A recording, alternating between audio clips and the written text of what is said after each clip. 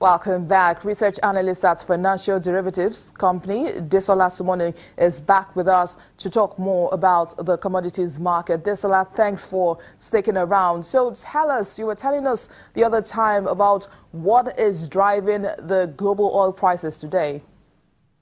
Like you rightly said, the global market is in very short because of it has declined consecutively for 6 trading sessions. And this was driven by higher U.S. stockpiles and U.S. Data from show that U.S. stockpiles have increased by 5 weeks last week to 688 weeks today. And this is the highest. Okay, since we're still having challenges hearing you, Desola, we'll hope to continue that conversation in just a moment as soon as we get the audio challenges fixed. But in the meantime, a panel focused on how women are faring in the world of macroeconomics was a key part of the World Bank Group and IMF spring meetings, which just concluded at the weekend in Washington, D.C. At the end of the panel discussion on Thursday, Channel's news editor Ronke Raji sat down with one of the panelists, Winnie Bianyema, the executive director at Oxfam International, for more perspectives on the subject.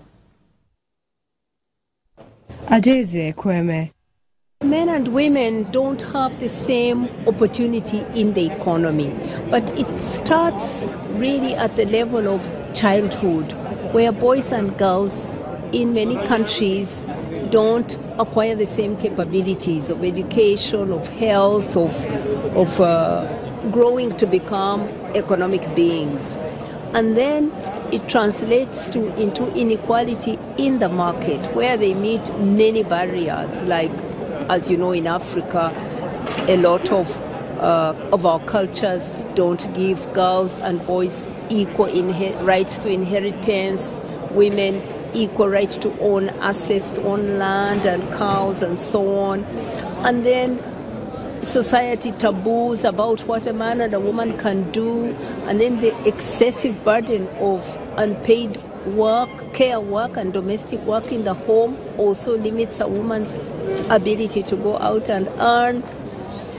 Many factors, that services that are not there, lack of healthcare services means women provide care at home and have to assume the role of what would be done in the hospitals. And then in the workplace, they get cheated because they have all these extra burdens. They are less educated, less informed, less access to finance. So there are many barriers. And this panel was about talking about what are the public policies, what are the private sector policies that can drive equality in the economy. Because we know that actually when you increase women's participation in the economy, when you increase women's participation in companies, companies do better, make more profit, and economies grow faster. So there are reasons why it should happen, apart from the women's rights reason, but they are not obvious to economic policymakers. That's why finance ministers are important, and that's why it's good that the IMF is taking on this issue, because it collaborates, it works through finance ministries. Now, it's good you spoke about the IMF. The IMF managing director gave us surprising information there that legislation, even the laws are not in favor of women. Absolutely. The most countries, do you think we can actually achieve anything without first correcting that? You're quite right. In at least 155 countries, there is at least one law in their books that is discriminating women from men in the economy. So and in 18 countries, it is still possible for a man to prevent his wife from working. In 18 countries, the law is still there. So you see that there is still so much that needs to be done on the law books to create equality of opportunity in the economy. But it's not only there, it's also at the level of culture and social norms. We have to tackle that. We have to change the minds of people about what is good and what is right that men and women can do, because that also drives the inequality. if women are not allowed to do certain jobs, and if those jobs are highly paying, then they are excluded from those careers. If girls go to school and learn that it's hard to do mathematics, then it doesn't open for them the opportunity to go into science and business and maths-related fields. So there's a lot to do in changing attitudes of people about what is right and what is wrong for women to do and for men to do. So there's a lot to do. In terms of the private sector, they too can promote equality through, as I mentioned, through their advertising. If they start showing men washing clothes, then we can start seeing men also sharing the laundry and the ironing and the cooking at home. So they can help through their powerful advertising. They can help by making work flexible so that women can juggle both their private life and they work in the company. So flexible time is important. But mostly the government has to provide efficient services that women rely on to do a lot of the work.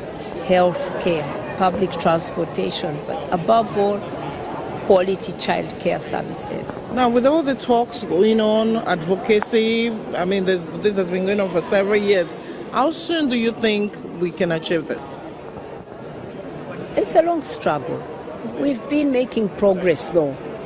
When I look back and I see the whole of the 20th century, it was a century for women. We made a lot of progress. We started that century with majority of women around the world not even allowed to vote, leave alone to be candidates. And we ended the century in all countries with women with the right to vote, women running for parliament, in some parliaments reaching near equality, as in Rwanda, and others passing the 30% critical mark. We started the century with many parts of the world, girls not going to school at all. By the end of the year, by the end of the century, most girls, the gap between boys and girls at primary school level had closed. So progress happens, but progress is slow, and panels like this help to educate policymakers who have the power in their hands to shape public policies. They are so important. Now, elsewhere, the International Monetary Fund says Zimbabwe's bond note surrogate currency will not solve its economic problems, but only comprehensive reforms would address the fiscal crisis. The director of the IMF's Africa Department, WB-IMF Selassie, told reporters that limited foreign exchange inflows and a lack of monetary policy tools since Zimbabwe's adoption of the dollar in 2009 had worsened cash shortages. Well, that's our program today. Many thanks for watching. I am BC Adebayo.